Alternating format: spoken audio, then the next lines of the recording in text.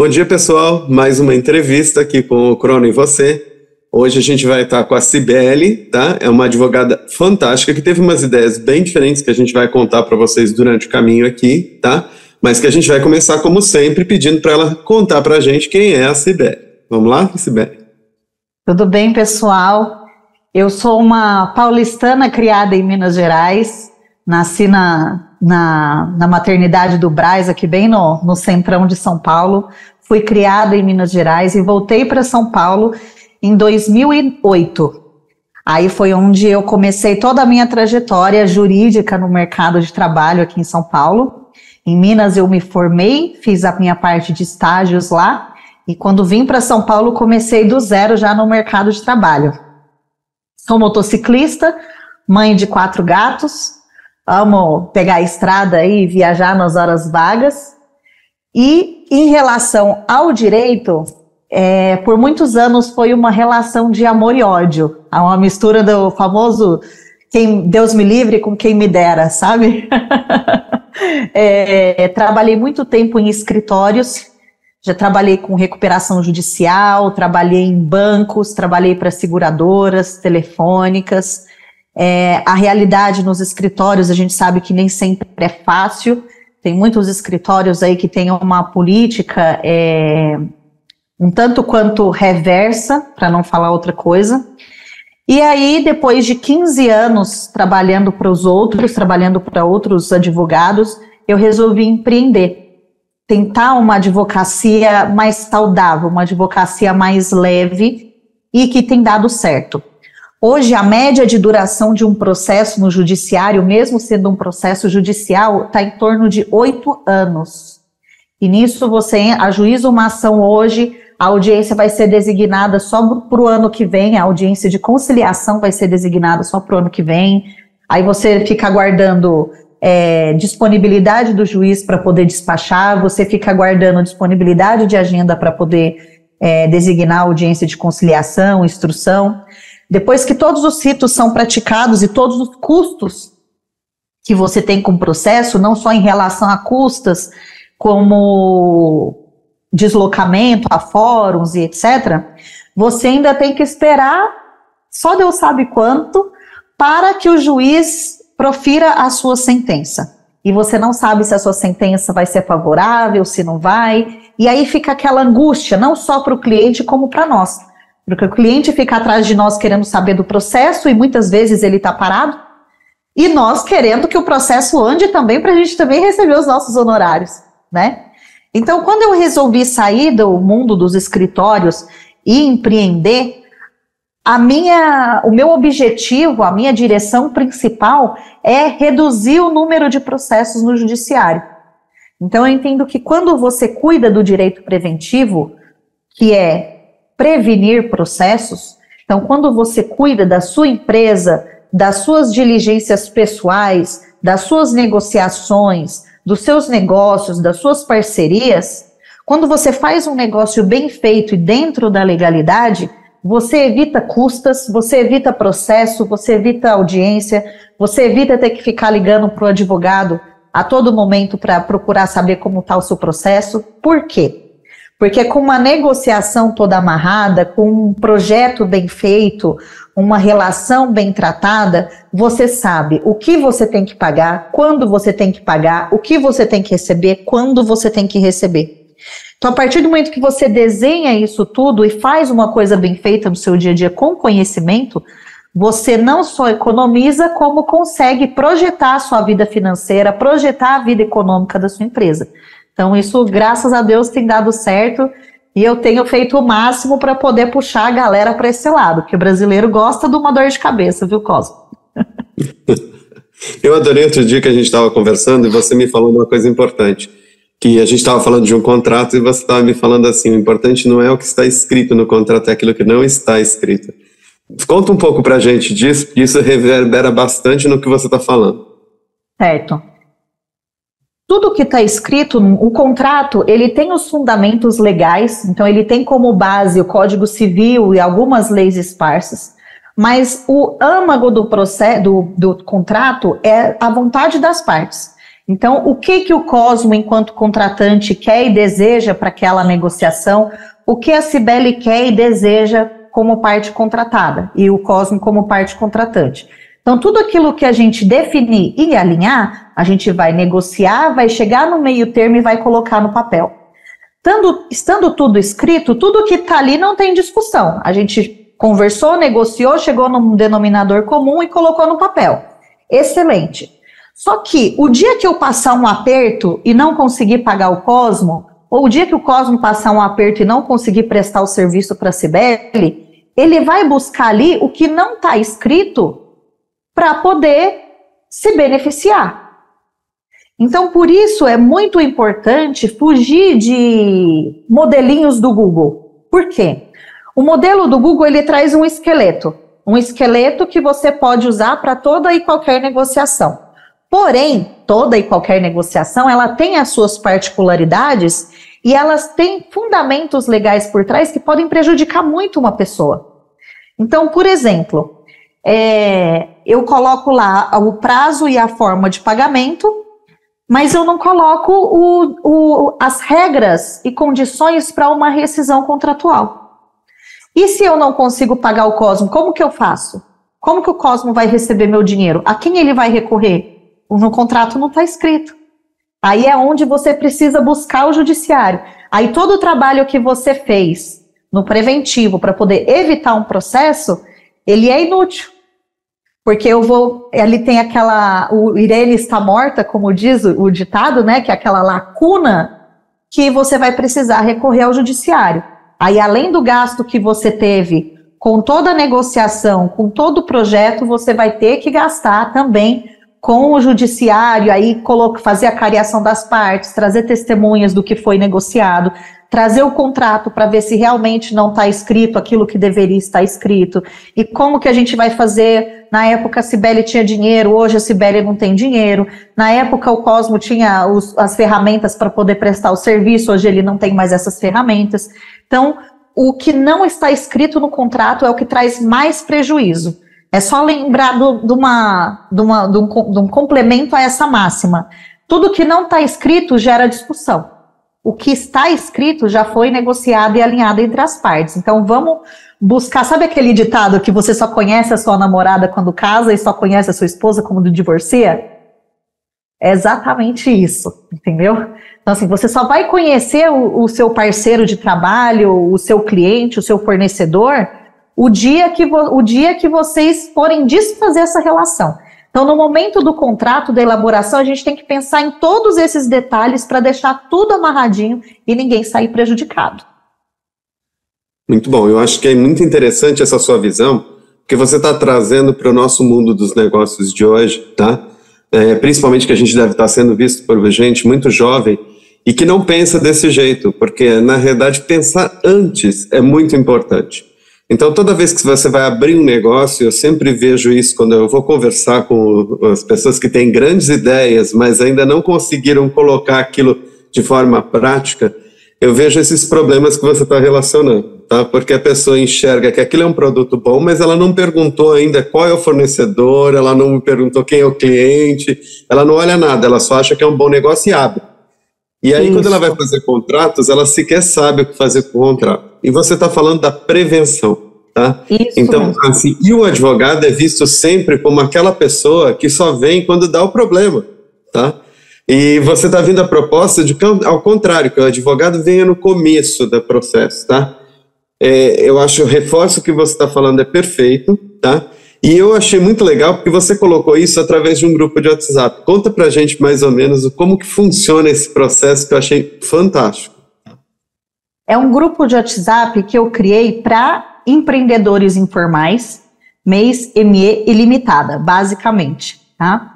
É difícil você separar os problemas de uma empresa com os problemas de uma pessoa física e você falar assim, olha, eu só trato os problemas A, B e C no grupo.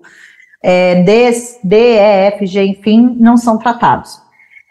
Quando eu criei esse grupo, foi porque eu visualizei uma coisa muito comum no mercado, em geral, na vida das pessoas, que é o seguinte: a gente vai fazendo, o empreendedor, como ele começa a empresa dele com pouco capital, ele tem o hábito, ele vê uma necessidade que é o contador. Então, ele precisa do contador para tudo, principalmente já para emissão de nota fiscal, precificação, etc. Então, o contador é uma peça-chave na vida do empreendedor. Só que ele joga nas costas desse contador todas as responsabilidades que, inclusive, não são desse contador. Então, o contador ele vai ajudar ele a apagar a fogueira. Mas se essa fogueira reacender, o contador não vai ter ferramentas para ajudar esse empreendedor, porque ele não tem esse conhecimento técnico. Aí, o que é o hábito do empreendedor hoje? Ele vai falando, não dá nada, deixa, se der algum problema, a gente resolve. Aí o contador fala, tá bom, então vamos fazendo. Quando a vaca já foi pro brejo, que dá aquele problema gigante e você não tem o que fazer, o empreendedor acaba procurando o primeiro advogado que aparece na frente dele, paga uma fortuna para esse advogado tentar resolver um problema que nem sempre ele vai conseguir resolver, porque já está tudo ferrado. Então, o único jeito é uma ação, e aí a gente volta na nossa conversa do início dessa reunião. Quando eu criei o grupo, eu quis trazer para esses empreendedores que o direito não é uma ciência, uma ferramenta surreal e que só está ali para arrancar o seu dinheiro. Não. O direito, ele está ali justamente para facilitar a vida do empreendedor, para facilitar o dia a dia da empresa dele. Só que isso não é ensinado nas escolas, isso não é ensinado nas ETECs da vida, isso não é ensinado nos cursos profissionalizantes. Nos cursos profissionalizantes, em todos esses cursos, só é ensinado a técnica. Então, como você precifica o produto, qual a margem de venda, como que você faz o seu fluxo de caixa. Os fundamentos legais atrás disso, que é o que pode fechar qualquer empresa, independente do tamanho dela, não é ensinado. Então, a ideia do grupo é trazer o direito para o dia a dia do empreendedor, tá? Quem está no grupo paga um valor irrisório por mês, é um valor irrisório mesmo, eu garanto que é mais barato que uma sentada num bar, numa sexta-feira à noite. E lá eu estou disponível para tirar todas as dúvidas que os empreendedores têm no dia a dia. Então, quando você precisa de um advogado, você liga, o BO está acontecendo ali em tempo real, você liga para o advogado e vai falar, eu estou indo numa audiência, marca um horário e vai no meu escritório que a gente conversa, não é assim? Aí o problema já passou, você já perdeu a urgência, você acaba não ligando para o advogado e aquela ferida, ela vai abrindo, ela vai corroendo, ela vai se aprofundando. A ideia do grupo é, deu BO, já aciona a minha advogada, tanto que o grupo chama minha advogada. Já aciona a minha advogada ali. O que diz a respeito à minha competência, que é direito contratual, que é a estrutura, negociação, elaboração e revisão dos contratos, e direito digital, que é a tão temida Lei Geral de Proteção de Dados, que depois a gente fala sobre isso, eu já respondo na hora. O que não é da minha competência, eu tenho dentro do grupo uma contadora que pode ajudar em tempo real também, e tenho a minha sócia, que também auxilia na parte de família, sucessões, às vezes o empreendedor está passando por um problema na casa dele, a minha sócia já responde ali. Se for tributário, previdenciário, trabalhista, eu tenho parceiros que auxiliam com essas perguntas também. Eu mesma mando uma mensagem ali para eles, na hora eles já me respondem, eu coloco no grupo. E aí tudo que a gente conseguir solucionar de problemas para esses empreendedores ali dentro do grupo, está incluso no valor. Então a ideia é baratear o custo do advogado, democratizar o custo do advogado e dar ferramentas para que esses empreendedores possam atuar no seu dia a dia de forma autônoma, dentro da legalidade, sem ter que sair correndo atrás do advogado de última hora lá na frente, entendeu? É isso. Eu adorei a ideia, você sabe disso, eu até virei parceiro teu e a gente tá, às vezes, quando eu vejo que o texto que vocês responderam é muito bom, a gente acaba conversando, você melhora até o texto e a gente acaba transformando num artigo para você.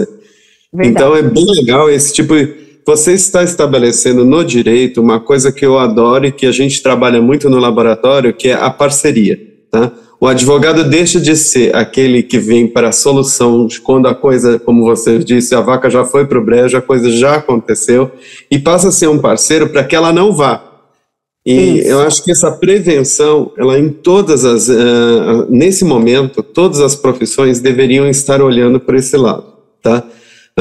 Principalmente com o evento da tecnologia, tudo se acelera e tudo o movimento é muito mais o temporal, tá? E assim, então, quanto mais você prevê, melhor. Então, eu falo, uma coisa que a gente deixa claro aqui para os empresários é assim, procurar o contador. Não tenha ideia da sua empresa. Primeiro conversa com o seu advogado e com o seu contador o que você vai precisar. Eu vejo muita gente chegar para a gente e falar assim, eu vou abrir um restaurante. Você já falou com o contador? Você já falou com o seu advogado do que você vai precisar tecnicamente para abrir? E a pessoa, na maioria das vezes, não é só abrir a porta. Ele está preocupando em alugar o local, ele não sabe se o lugar é adaptado a um restaurante. Tá? Isso você pode dar umas dicas para a gente, algumas coisas básicas para eles enxergarem. Eu vou usar o restaurante, que acho que é um barzinho que seja, tá?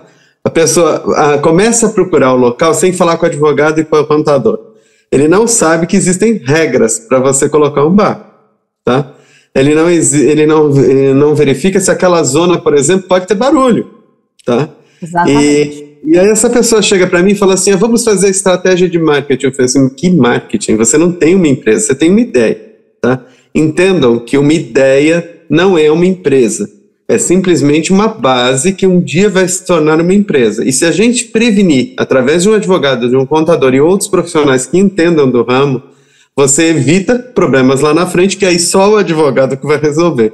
Dá umas dicasinhas dessas práticas que eu já vi ali no grupo, de onde que se encaixa a opinião de um advogado ou a opinião de um contador. Eu acho que isso pode ajudar muita gente. Perfeito. A opinião de um advogado e de um contador, ela já começa na formação da sua empresa. Porque hoje muitas pessoas, elas fazem que nem você falou, é igual aquele degrauzinho que a gente vê no Instagram do namoro, noivado, casamento, morar junto. A pessoa já vai e pula os degraus tudo para morar junto.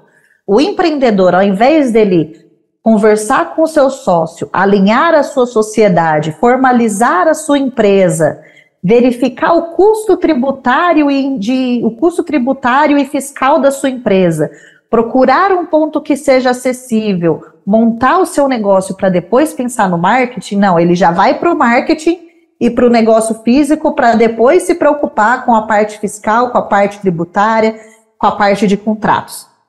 Então, essa lacuna que fica, esse buraco que fica para trás, ele não é esquecido, ele vai ficando ali crescendo. E aí, mais uma vez, você só conhece o seu sócio quando as desavenças vêm. Você só conhece o seu custo tributário quando o fiscal, quando a auditoria bate lá na porta. Então, primeiro de tudo, eu quero abrir uma empresa. Certo, quem vai entrar com você nessa jogada? Você vai entrar sozinho ou você vai ter um parceiro? Vou ter um parceiro, certo.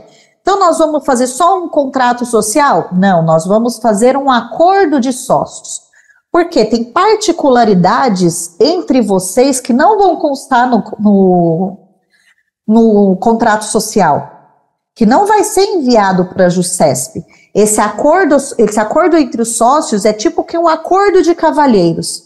Então, ali vocês vão acertar detalhes da sociedade de vocês, detalhes da parceria de vocês. E, mais uma vez, o problema não é o que está escrito, é o que não está escrito. Então, vamos sentar com o advogado, vamos olhar todas as lacunas e vamos colocar tudo no papel, para que amanhã ninguém fique prejudicado em caso de alguma desavença. Fez o acordo de sócios, vamos agora para o contrato social. Qual a minha porcentagem? Qual a sua porcentagem? Quanto que eu estou investindo na empresa? E quanto que você está investindo? Quais as minhas obrigações? Quais as suas obrigações? Sabe? Todos esses detalhes. Vamos registrar na JUSCESP. Agora vamos para um contador. Qual o mapeamento tributário da minha empresa? Quais as regras que a minha empresa precisa seguir e quais elas não podem infringir? Qual o custo fiscal? Quais os tributos? Eu vou fazer um delivery, eu vou vender produtos a vácuo para outros estados, eu tenho que pagar imposto para aquele estado. Não, eu vou atuar só no município, eu tenho que pagar o imposto para o município. Quais são esses impostos? Isso tudo vai auxiliar na precificação do seu produto. colocar um produto, o preço num produto não é só eu quero que ele valha tanto. Eu fui na empresa A, eu fui no restaurante X, eles cobravam R$50 o prato de parmegiana, então no meu restaurante vai custar 46. Tá, mas esses 46, ele vai cobrir todos os seus custos? Esses 46, ele vai trazer o Prolabore que vocês precisam e ainda vai conseguir arcar com toda a tributação do seu restaurante? E os emolumentos? E o custo do prato, o custo do talher, os descartáveis para o delivery, a parceria com o motoboy? Como que vai funcionar isso aí? Mas não, as pessoas não se preocupam com isso. Ó. Depois, quando o cliente está lá dentro e fala assim, eu quero uma parceria, embala essa parmegiana que sobrou para a viagem, aí que você vai falar, puta, eu não tenho embalagem descartável, e agora? Né? Então, são lacunas que a gente deixa, que a gente acha que virou as costas para ela e tá tudo bem, só que não, aquele monstro vai crescendo, crescendo, crescendo, aí é a hora que você vai ter que você não vai mais ter espaço para buscar o seu advogado prestador de serviço e vai ter que buscar o advogado doutor. Porque eu brinco, Cosmo, que um pouco da culpa do pessoal ter um medo do direito, um asco do advogado, não são deles, a culpa é nossa. Nós saímos da advocacia, do curso de direito, com a sensação, não, eles colocam na nossa cabeça que nós somos doutores, que ali nós somos o topo da pirâmide. E não. Nós somos meros prestadores de serviços de vocês, empreendedores. Então, vocês precisam ter um de nós para poder usar e abusar no bom sentido da palavra, entendeu? Para poder ter ali no dia a dia de vocês. Isso evita muita dor de cabeça e faz todo mundo andar corretamente, sem se preocupar com rebarbas passadas. Eu adorei essa sua postura, porque exatamente é de modificação. Eu acho que a gente vem de uma cultura em que o advogado sempre entrava na história só no final, na hora de resolver problemas. E aí você vem com uma cultura que eu acho que é muito atual, de que evitar os problemas, tá? Eu acho que esse mundo novo que a gente está vivendo nos últimos anos e que a gente não tem mais volta, tá? Traz os advogados para esse novo período do processo, tá? Então, é muito legal a gente poder mostrar isso para esse público, que assim, olha, o advogado não é aquele que só vai te ajudar quando der o problema. Não, ele pode te ajudar a evitar o problema. Isso é uma virada conceitual, uma virada bastante crítica, tá? Porque esse novo empreendedor, ele realmente passa a ter menos medo do doutor advogado que ele vai precisar quando um dia ele tiver problemas e passa a enxergar no advogado um parceiro para o momento atual, para eu abrir e não ter um processo lá na frente, tá? Então esse conceito para mim foi incrível quando eu comecei a conversar com você e por isso que eu resolvi, falei assim, olha, uma das primeiras que a gente tem que trazer é a Cibele para ela trazer esse novo conceito do advogado, tá? Agora, dentro disso tudo, a gente sabe que entrevistas hoje a gente tem que fazer entrevistas curtas, a gente vai fazer outra com você logo, mas assim, conta, assim, tem alguém que você se espelha ou alguém que você gostaria de falar uma frase, de colocar alguma ideia, tá? Para a gente dar uma amarrada nessa entrevista inicial aqui nossa, porque a gente volta, como eu disse, em breve a conversar, tá?